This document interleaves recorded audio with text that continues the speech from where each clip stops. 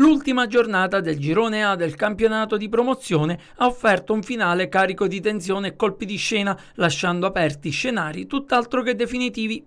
Da una parte, l'Alcamo 1928 ha fatto pienamente il proprio dovere, imponendosi contro la Margheritese davanti al pubblico delle grandi occasioni e chiudendo la stagione a quota 70 punti.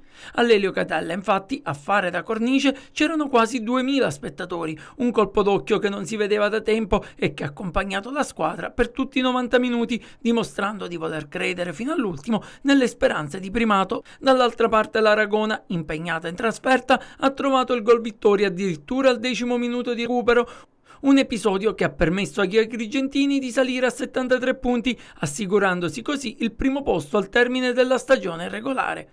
Eppure, nonostante la classifica ufficiale indichi l'Aragona in vetta, il campionato potrebbe non essere concluso. Si attende dunque l'esito del ricorso presentato dall'Alcamo al termine della partita contro il Casteltermini, gara in cui, secondo la società bianconera, gli avversari avrebbero schierato un calciatore non regolarmente tesserato. In casa Alcamo si respira un clima di fiducia e attesa. La società è convinta della fondatezza del ricorso e ritiene di aver subito un torto che merita di essere sanato.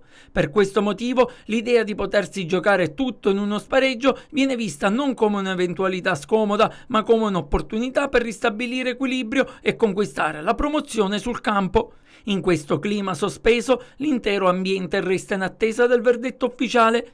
La stagione, almeno per ora, non può dirsi conclusa. Tra speranze, polemiche e possibili sviluppi, il destino del campionato è ancora appeso a una decisione che potrebbe riscrivere il finale di questa intensa annata sportiva.